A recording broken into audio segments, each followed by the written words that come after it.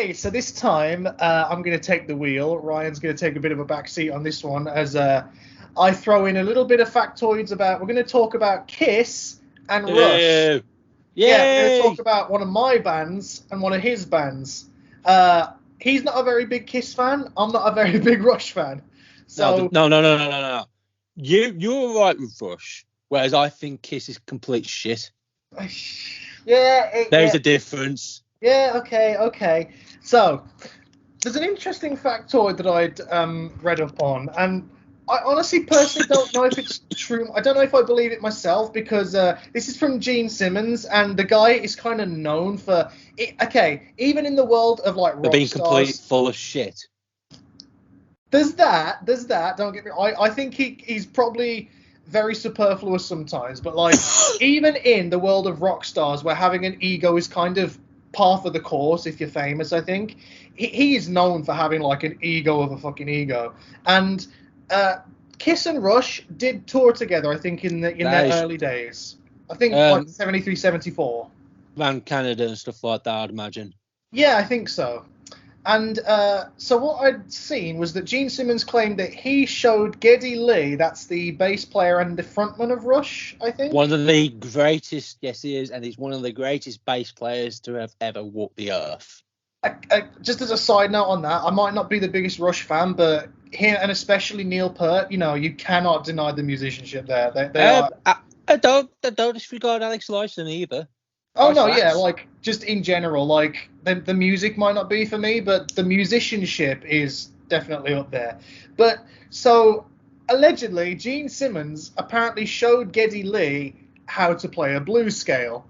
And I was thinking to myself, like, if we think sort of like 1974, what point would Rush have been at then? Would they already have done 2112? Don't think they would have, actually. I think it would have been too early for that. I'm not sure 100%. Let me look. I don't know why I did that. Because it just gets me thinking, like... what was it, 1974, we said? Well, that's when Kiss did their first album, so I would reckon that's probably when they were, like heavily touring. Well, that's when Rush did their first album. Oh, okay, then. Well, there you go. So they might not have even had, like... Because Neil Peart wasn't on the first album, was he? No, he was not. He didn't come along until the second album, Fly By Night, right. About a year later. So, I mean, I don't know. I suppose it's possible that Gene Simmons showed him the blues scale, but it just... I mean, did Rush have a very bluesy background? Yes and no. You listen to their very early stuff. They do have a bit of a blues influence, but it's more Led Zeppelin than blues, if that makes sense.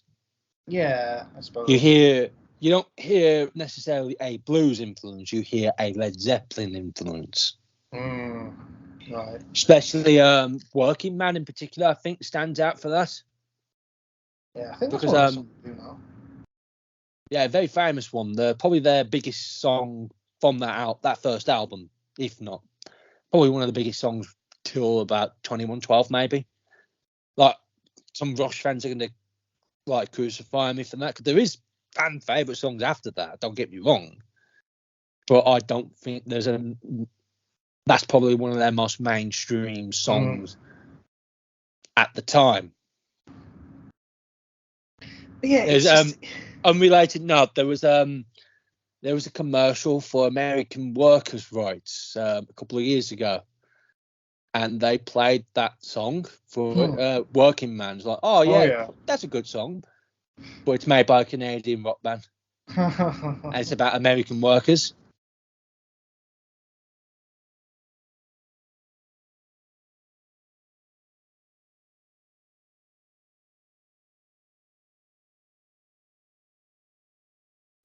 Yeah, I didn't realise this was basically a Walmart workers' rights job application ad.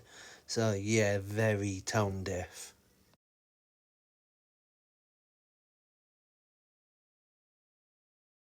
A little bit, yeah. I mean, I don't know.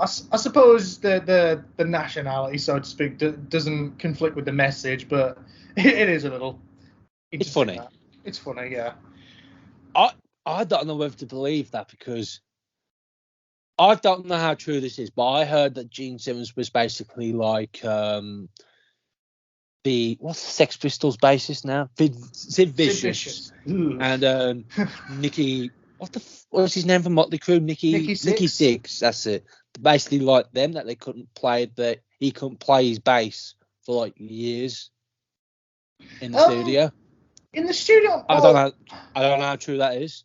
There's always like rumors and like urban legends about who appeared on what Kiss recordings, but like on the first 3 Kiss records, I am pretty sure that it was just all straight the members, and he can do some pretty good bass lines in the early stuff, but like later on, as someone who's learned one of the early stuff on bass, no.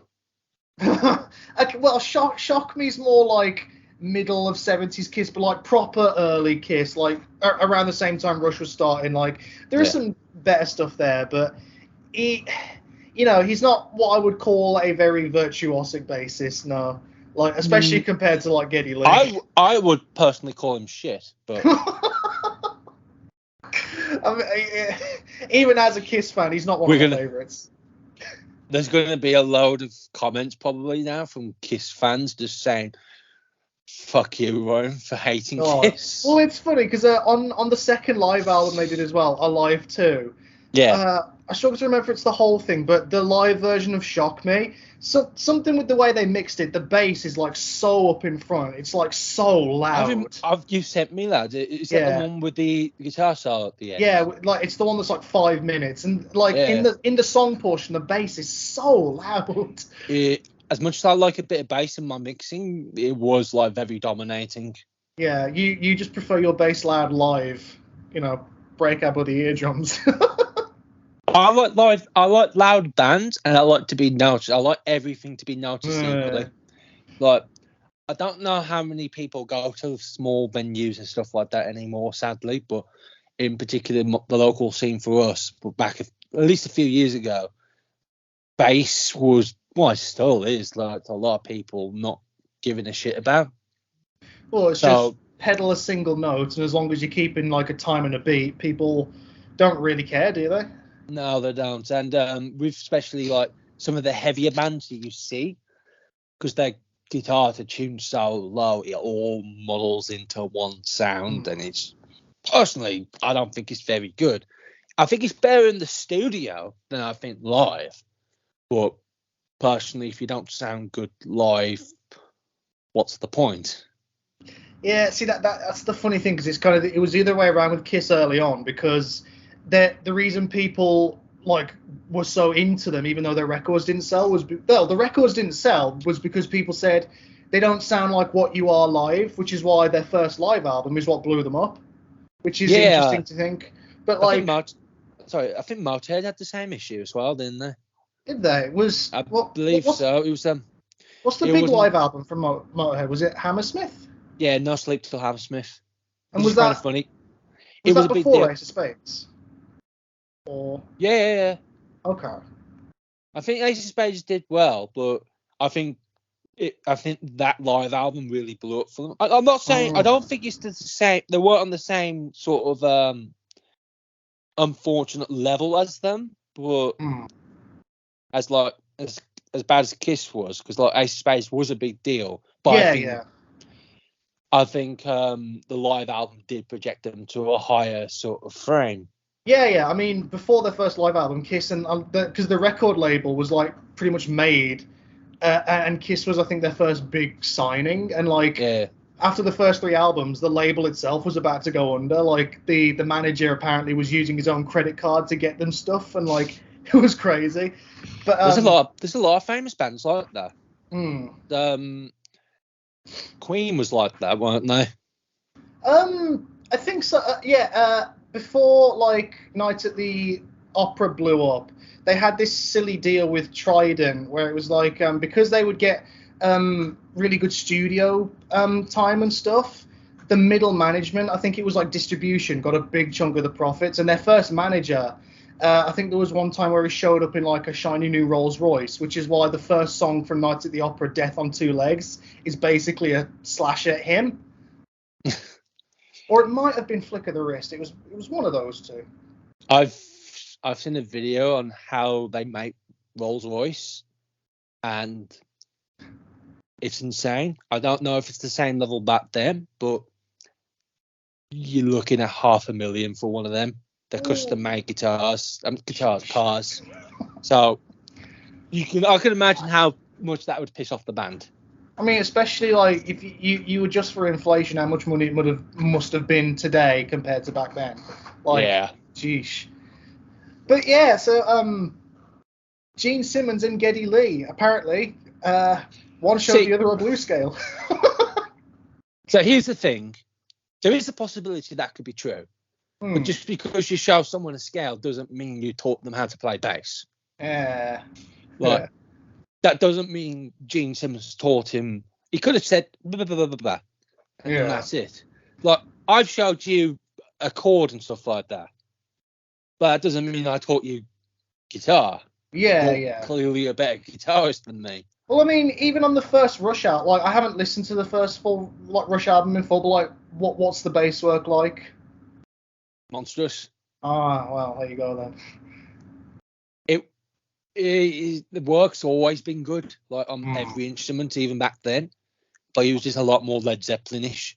As they went on, like, I think the third album's when they started to separate from the Led Zeppelin sound, and probably 2112's when they found their sound. Where they found more of an identity, then Moving Pictures happened. Which, for those who don't know, it's their best, probably one of their best albums. So, let's end this off with a quick question from both of us. Jason, what's your favourite Kiss album then? Probably Hotter Than Hell. Their second album. Great early raw stuff. And what's your favourite Rush album? Which is kind of funny. I'm going to go for the last album they put out, Clockwork Angels. Okay. It's one of my most favourite albums ever, and it's just a genuine masterpiece. I think it's between that and 13. If I ever had a career recording albums, that'd be like, if I could record anything close to that to finish my career on, I'd be very happy. In fact, a funny little thing, which I don't know how you'll react to this, but like when I did one of my trade-ins for a more expensive record, I actually traded my copy of 2112 because I just wasn't into it. What did you trade it for? It was part of the trade-in for my signed Black Sabbath behind me. I'm not into Rush to collect for them. I don't know. So then let's have a comment fight. Whoever hates Jason more wins over me. Ouch. Let's see who gets the most hate. And knowing Kiss fans, who are little bitches. Oh, I don't get along with most Kiss fans.